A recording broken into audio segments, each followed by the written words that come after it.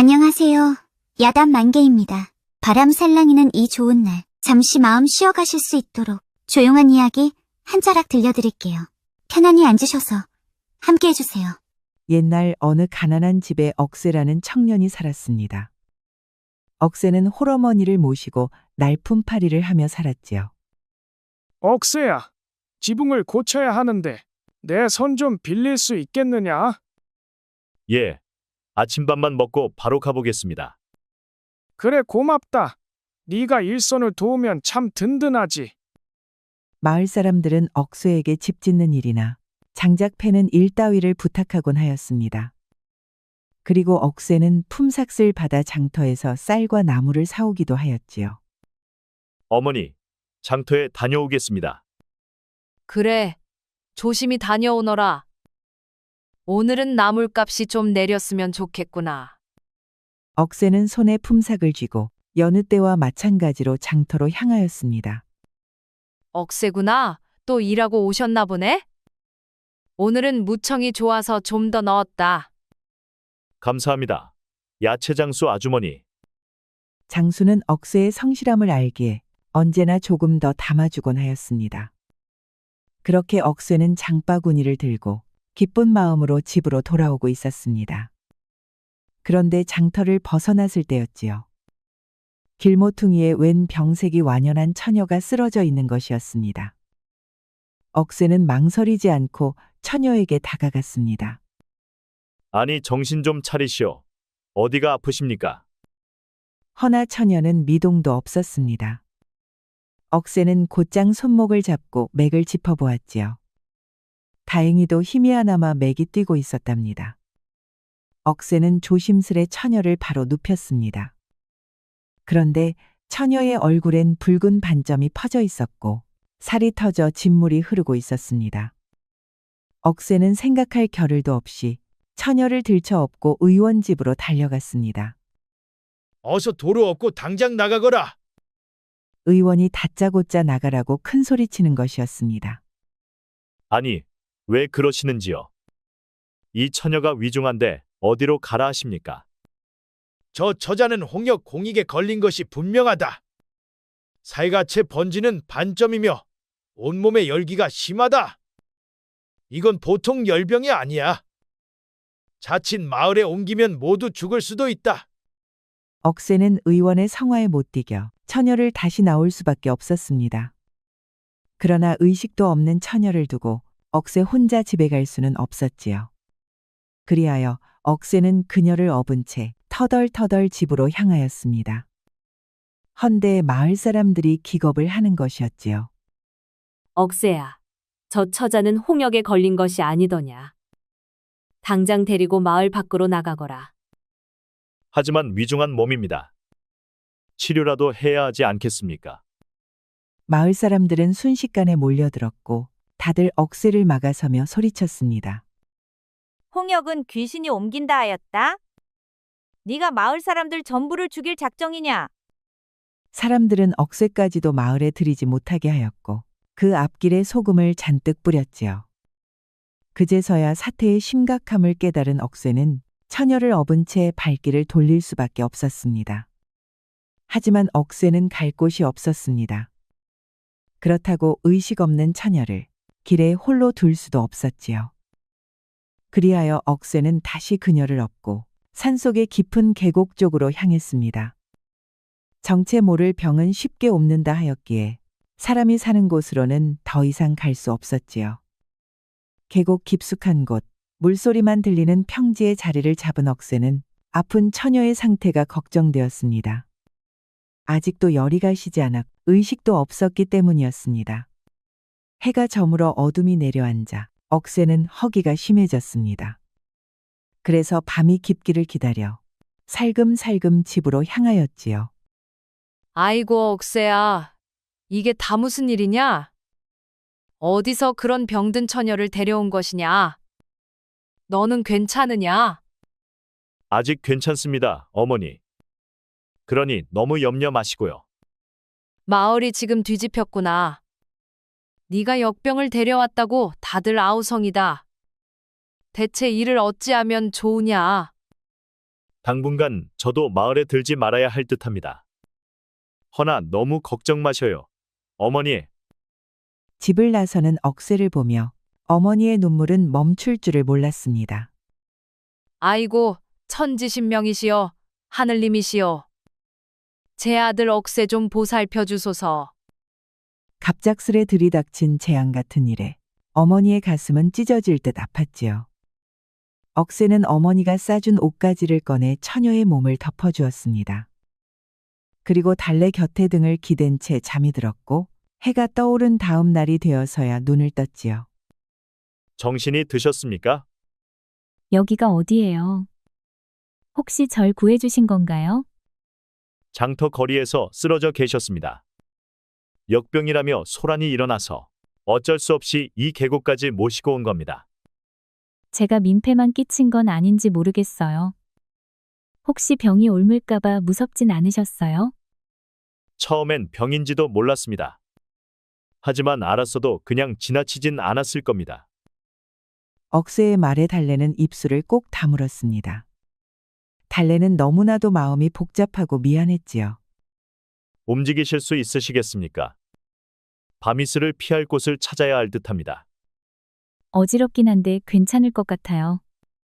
근데 저 때문에 이렇게까지 하실 필요는 없는데. 처녀분을 혼자 두고 갈 수는 없습니다.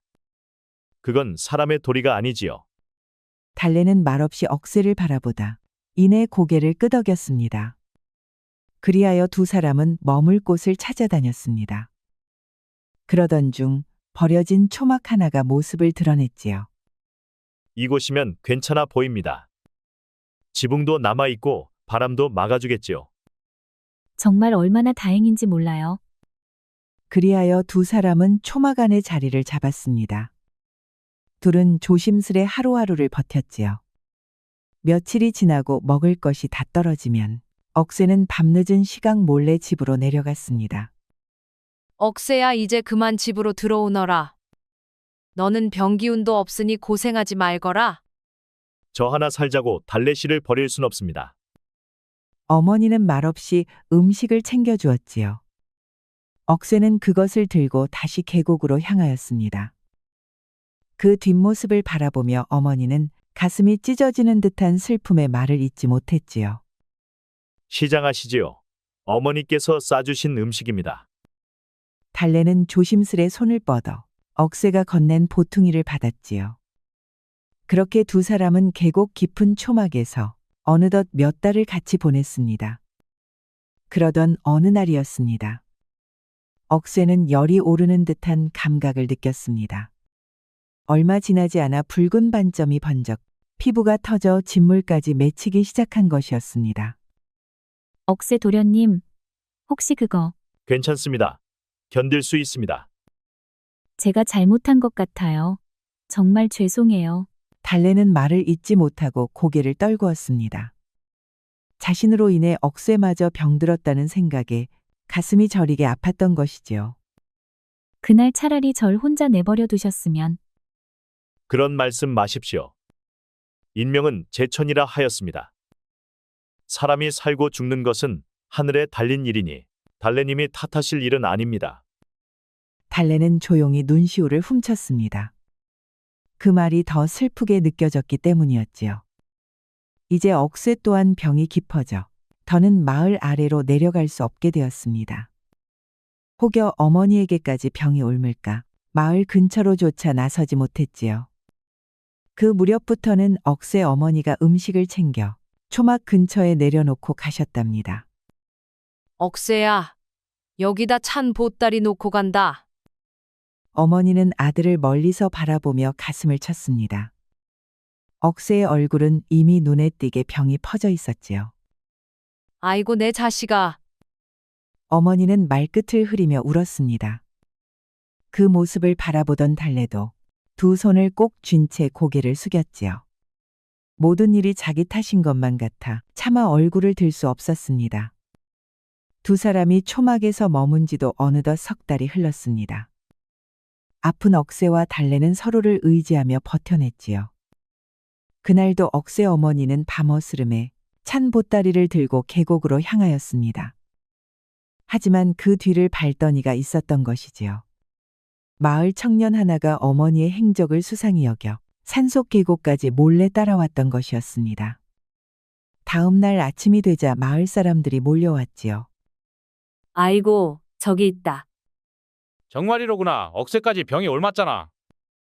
어서 여기서 떠나라. 마을에서 가까이 살게 할 순 없어. 그들은 전염을 두려워한 나머지 억새와 달래에게 더 깊은 산속으로 떠나라고 마구 고함을 지르며 몰아세웠지요.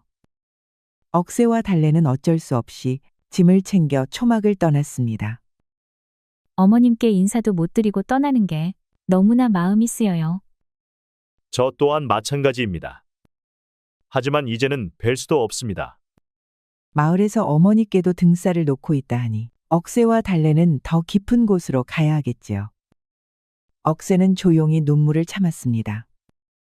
마지막이 될지도 모를 이별을 그저 가슴에 품고 갈 수밖에 없었던 것이지요. 그렇게 두 사람은 산속을 헤매던 중 나무 그늘 사이로 인기척이 들렸습니다. 뭐야, 이 산속에 사람이라니? 여인네까지 있구먼. 재수 좋다야. 산적들은 풀숲을 헤치며 다가왔습니다. 어디 보자. 얼굴 좀 보자꾸나. 그 수건 좀 벗어봐라. 그들은 껄껄 웃으며 다가왔으나 얼굴을 보자마자 표정이 일그러졌습니다. 아이고야. 뭐야 이거. 병자들이잖아. 역병이야. 역병. 재수 온 붙었구먼. 어서 썩 꺼지거라. 이 길은 우리가 다니는 길이다. 그리하여 두 사람은 산적들에게 쫓겨 다시 험한 언덕길을 올랐습니다. 산길이 좀 험해야지요. 두 사람은 어느새 피투성이가 되어 있었습니다. 저 더는 못 갈 것 같아요. 미안해요. 아닙니다. 여기 조금만 쉬었다 가시죠. 저 언덕 너머로 가면 쉴 만한 곳이 있을지도 모릅니다. 달래는 억새의 손짓을 따라 일어섰습니다. 그렇게 둘은 잠시 쉬었다 다시 발걸음을 떼었고 마침내 절벽 아래 움푹 팬 바위 틈 바람을 피할 만한 곳을 발견하게 되었지요. 그리고 절벽 아래에는 폭포수가 흘러 시원한 물을 마실 수 있었습니다. 그리하여 두 사람은 여기서 머물게 되었지요. 하지만 이제는 먹을 것이 하나도 남지 않았습니다. 귤은 폭포수의 물만 마시며 지낼 수밖에 없었지요.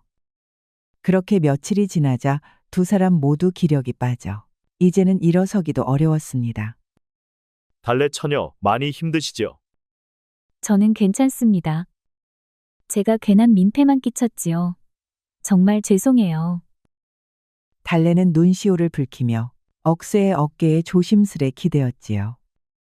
두 사람은 서로를 부둥켜 안고 하염없이 눈물을 흘렸습니다. 아닙니다. 괜찮소.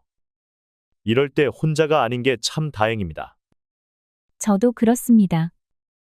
사실 두 사람은 마음속으로 이승과의 이별을 준비하고 있었던 것이지요. 점차 의식이 흐려져 갔습니다. 우렁차던 폭포수 소리도 산속의 새소리도 이젠 아득하게만 들려왔습니다.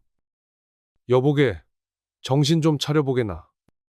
갑자기 웬 사내의 묵직한 목소리가 귀에 울리는 것이었습니다. 여봐라, 어서 물을 가져오너라. 사내들의 음성은 다급하기 그지없었지요. 그리고 곧 입가에 찬물이 닿으며 천천히 입 안으로 스며들었습니다. 그렇게 한참이 지나자 서서히 시야가 밝아지며 사내들의 형체가 흐릿하게 보이기 시작하였지요. 이제 정신이 좀 드는가? 뉘신지는 모르오나 정말 감사합니다. 그리고 잠시 후 달래도 눈을 뜨는 것이었습니다. 달래님, 제 말 들리십니까? 네, 들려요. 그런데 이분들은? 나는 훈련대장이네. 군졸들과 함께 훈련을 나왔다가 이곳에서 쓰러져 있던 자네들을 발견한 것이네. 감사합니다. 허나 저희는 병자예요. 가까이 오시면 안 됩니다. 이미 얼굴을 보고 알았네. 허나 생명보다 중한 것은 없으니 걱정 말게. 혹시 이름을 물어도 되겠는가? 달래는 잠시 눈을 감고 고개를 떨구었습니다. 이름은 묻지 않으시면 고맙겠어요. 제 가족들께 폐를 끼치고 싶지 않아요. 혹시 송대감 댁따님 아니십니까? 저를 기억하시겠습니까? 그 말에 달래는 힘겹게 고개를 들어 훈련대장을 바라보았습니다. 그러자 비로소 훈련대장이 아버지 송대감의 문화생이었음을 알아보았지요. 부디 저를 못 본 셈 해주셔요. 그것이 저를 도와주시는 길입니다. 그리할 수는 없지요. 송대감께서도 따님을 찾느라 애를 태우고 계십니다. 마침 주상 전하께서도 홍역 치료의 뜻을 두시어 활인서를 두시고 약을 영국해 하셨습니다. 병이 낫는 이들도 늘고 있으니 희망을 버리지 마십시오. 이 말에 달래는 눈시울이 붉어졌습니다. 자신 때문에 병에 걸린 억새에게 다시 살아날 수 있다는 희망이 생겼으니까요. 그렇다면 억새님부터 돌보아 주십시오. 알겠습니다. 두 분 모두 치료받을 수 있도록 제가 돕겠습니다. 훈련대장 이완은 억새와 달래를 들것에 실었지요. 그리하여 병사들로 하여금 한양으로 옮기도록 하였답니다. 이들은 한양 근처에 설치된 활인서로 향하였습니다. 이곳이 활인서입니다. 의원들이 곧 찾아올 것이니 치료를 받으며 안정을 취하시지요. 그리하여 억새와 달래는 깨끗한 방에서 기거하며 정성스런 식사로 기력을 회복하고 의원의 치료도 함께 받기 시작하였지요. 시절은 효종 4년 1653년 홍역이 온 나라를 휩쓸어 백성들이 쓰러지고 있었습니다. 효종대왕은 어이 안경장에게 명하여 홍역을 다스릴 처방을 만들게 하였지요. 그리하여 벽온신방이 탄생하였고 홍역이 점차 물러가게 되었답니다. 며칠이 지난 어느 날이었습니다. 문 밖에서 다급한 발소리와 함께 외마디 소리가 들려왔지요. 달래야, 내 딸 달래야. 기와집 마당으로 달려든 이는 다름 아닌 송대감이었던 것입니다. 아버님 여긴 어떻게? 달래는 얼굴을 가리며 울음을 터뜨렸습니다. 그리고 힘겹게 몸을 일으켜 아버지를 바라보았지요. 이 아비가 널 못 찾고 얼마나 자책하였는지.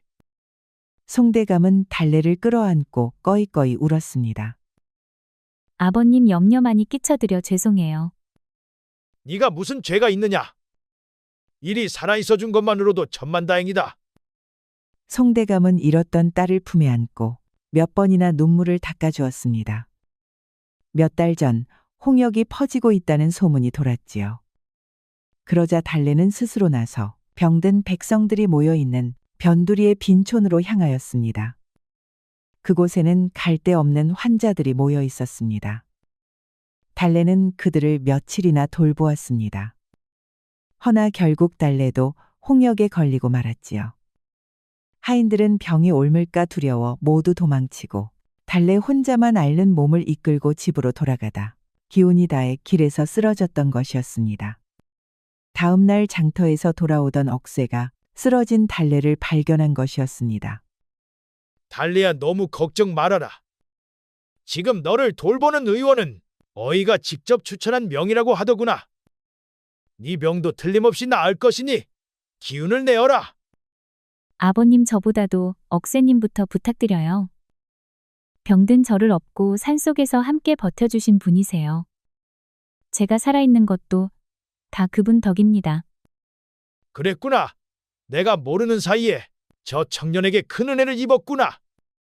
억새, 내 딸을 살려줘서 참으로 고맙네. 과분한 말씀입니다. 대감어른. 저 또한 달래님께 많은 걸 배웠습니다. 지금은 활인서에서도 치료에 전력을 다하고 있으니 대감께서도 부디 안심하시지요. 달래와 억새는 활인서에서 기력을 되찾아갔습니다. 그렇게 한 달이 흐르고도 열흘쯤 지난 어느 날이었습니다. 달래의 병세는 눈에 띄게 호전되었지요. 걸음도 제법 거뜬해졌답니다. 반면 억새는 아직 기력이 다 돌아오지 않아 아직은 누워 지내는 날이 많았습니다. 그날도 달래는 방 안에서 누운 억새 곁을 조용히 지키고 있었습니다. 창문 틈으로 가을바람이 스며들고 있었지요. 도련님, 말씀 하나 여쭙고 싶습니다. 예, 말씀하시지요. 저와 혼인해 주시겠습니까? 억새는 깜짝 놀랐습니다. 몸을 일으키며 달래를 바라보았지요. 달래님, 그게 무슨 말씀이십니까? 전 그런 말씀을 감히 받을 수 없는 사람입니다. 대감댁의 귀한 따님께서 어찌 저 같은 사람과 혼인을 하신단 말씀입니까? 신분이 무슨 소용이 있겠습니까? 병든 저를 업고 계곡 깊은 곳까지 함께 해주시고 절 죽지 않게 붙들어준 분이 누구이십니까? 저는 그 은혜를 잊을 수가 없습니다. 억새는 말없이 고개를 떨궜습니다. 달래의 마음을 받기엔 두려웠던 것이지요. 아닙니다. 달래님 같은 분은 더 나은 사람과 인연을 맺으셔야 마땅합니다. 그리고 저는 병도 다 낫지 않았습니다. 사실 억새는 점점 죽어가고 있었습니다.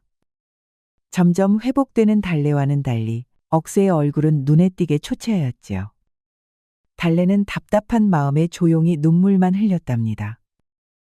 그날 밤 달래는 조용히 기와집 뒤뜰로 나와 말없이 하늘을 올려다보았습니다. 가슴은 아프고 마음은 아렸으나 억새에 대한 연심은 불타고 있었습니다.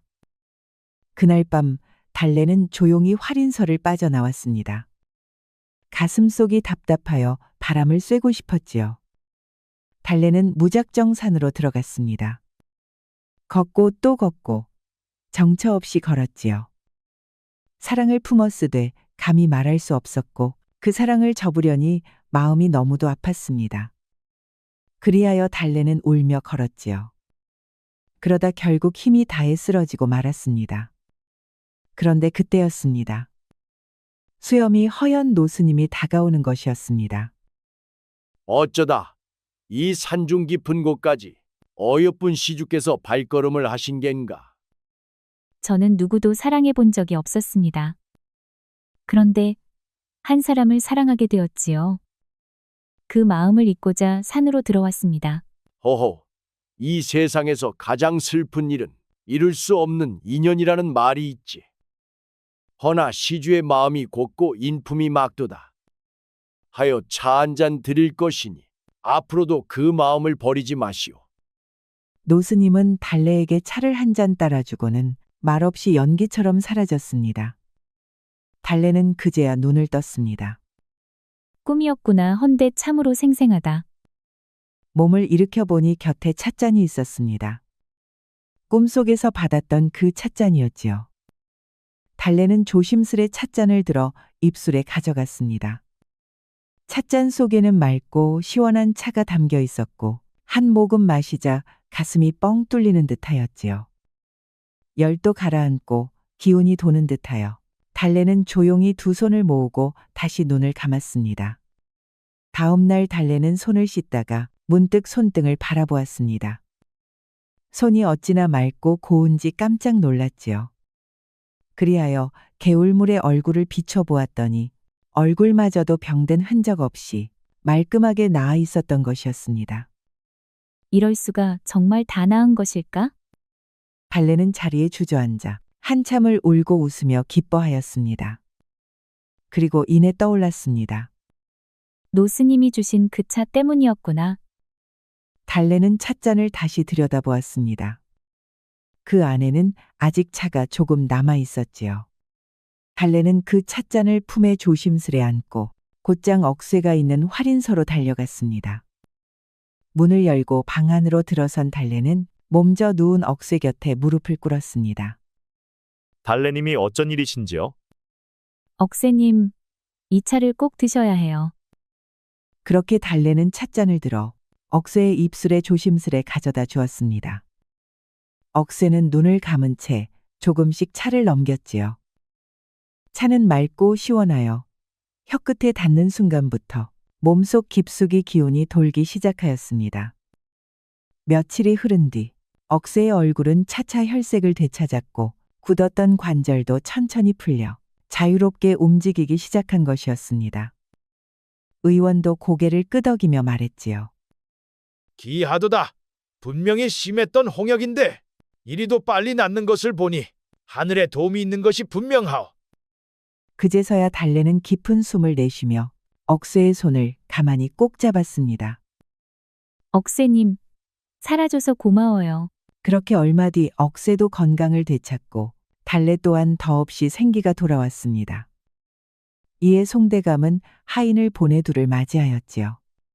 대감댁 마당에 들어서는 순간 송대감은 달려와 딸을 부둥켜 안았습니다. 아이고, 내 딸아 살아나서 고맙구나. 이런 기적이 어디 있단 말이냐? 그리고는 곧 억새에게 다가와 고개를 깊이 숙였습니다. 자네가 내 딸을 살렸네. 어찌 그 은혜를 다 갚을 수 있겠나? 그날 밤 송대감 댁은 온 가족이 모였습니다. 딸의 쾌유를 축하하는 자리였지요. 오늘은 내가 직접 술을 따르겠다. 이 술은 은인에게 주는 술이네. 그리하여 술이 몇 순배 돌자 달래가 나지게 말했습니다. 아버님, 제가 먼저 말씀 올리고자 합니다. 저는 억새님과 혼인하고 싶습니다. 그 말에 모두가 놀라서 둘을 바라보았지요. 억새는 자리에서 벌떡 일어나 고개를 숙였습니다. 대감마님, 저는 하찮은 머슴이옵니다. 어찌 감히 제가 아씨와 혼인하겠습니까? 허나 달래는 고개를 저었습니다. 신부는 하늘이 정하지만 사람의 마음은 스스로가 정하는 법입니다. 억새님은 목숨을 바쳐 저를 지켜주셨으니 이분 말고 다른 이와는 100년을 약속할 수 없습니다. 송대감은 고개를 끄덕였지요. 오냐, 내 딸이 저리 말하니 내가 어찌 마다하겠느냐? 그대가 목숨 바쳐 내 딸을 살렸듯 어디 목숨이 다하도록 함께 살도록 하거라. 그리하여 마루 끝에 앉아있던 하인들까지 눈물을 훔칠 만큼 아름다운 승낙이 내려졌지요. 억새를 다시 볼 수 있다는 것만으로도 달래는 가슴이 벅차올랐습니다. 그동안의 사정을 알고도 따뜻이 맞아준 아버지 송대감과 어머님의 환한 얼굴은 달래의 가슴을 더욱 뭉클하게 했지요. 감사합니다. 아버님, 그리고 어머님. 저는 억새님 없인 하루도 살 수 없을 것 같아요. 그리하여 두 사람은 혼약을 맺었습니다. 며칠 뒤 억새 어머님께도 인사드리기 위해 두 사람은 함께 고향 마을로 향하였지요. 달래와 억새는 나란히 말을 타고 어머니가 계신 산골 마을로 한달음에 달려갔습니다. 뒤따라 머슴들과 여종들이 짐을 실은 수레를 끌며 줄을 지었지요. 가마가 마을 어귀에 들어서자 사람들은 하나둘 몰려나와 구경을 하기 시작했습니다. 혹시 역병에 걸렸던 처녀 아니여? 얼굴이 저리 환해졌네. 홍역이 다 나은 게 틀림없구먼. 저 뒤에 말 탄 총각은 억새잖아. 그때 쓰러진 처녀를 업어갔던 억새 말이여. 이제는 대감집 사위가 되었구먼. 가마가 마당에 이르자 억새의 어머니가 달려나왔습니다. 어머니는 떨리는 손으로 억새를 부여잡았지요. 억새야, 이게 꿈이냐 생시냐? 네가 정령 살아 돌아온 것이냐? 어머니, 저 돌아왔습니다. 그간 걱정 끼쳐드려 죄송합니다. 두 모자는 서로를 껴안은 채 한참을 말없이 서 있었습니다. 마음속에 쌓인 사무침이 눈물로 흘러내렸지요. 그때 말에서 내린 달래가 어머니 앞에 엎드렸습니다. 억새 어머니는 달래를 보자 두 눈이 동그래졌지요. 아니, 이 처녀가 달래 아씨 아닌가? 이리 고운 얼굴로 다시 보다니. 내가 눈을 잘못 본 줄 알았구먼. 어머님, 인사 올립니다.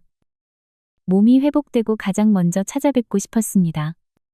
달래는 곱게 두 손을 모아 절을 올렸. 억새 어머니는 손을 덜덜 떨며 그 손을 꼭 잡았습니다. 어머니, 이 사람 제 아내로 맞이하고 싶습니다. 이런 날이 올 줄이야. 무슨 덕에 이 고운 사람을 며느리로 보게 되는가? 세상 복을 다 얻은 듯하구나. 억새 어머니는 눈시울을 붉히며 고개를 끄덕였습니다. 억새는 어머니를 모시고 한양으로 올라왔습니다. 송대감댁 마당에는 성대한 혼례상이 차려졌지요. 혼례상 앞에는 송대감 부부가 나란히 앉았고 신랑 억새와 신부 달래는 나란히 서서 큰 절을 올렸습니다. 머슴이었던 억새가 대감댁 여식과 백년가약을 맺게 되었으니 보는 이마다 감회가 깊었지요. 그날 마당 가득 모인 이들은 두 사람의 지고지순한 사랑에 눈시울을 붉히며 축복의 말을 아끼지 않았습니다. 병든 이를 외면하지 않았던 달래와 죽음을 무릅쓰고 그녀를 지켜낸 억새. 그 사연이 사람들의 가슴을 울렸던 것이지요. 이후 억새는 활인서 어이 밑에서 의수를 익혔지요. 몇 해 지나지 않아 훌륭한 의원이 되었습니다. 온 정성과 성심으로 병자를 돌보았으며 가난한 이에게는 치료비 한 푼 받지 않았지요. 사람들은 억새 의원의 덕을 칭송하며 의원 앞에는 문전성시를 이루었고 그 곁엔 언제나 달래가 있었습니다.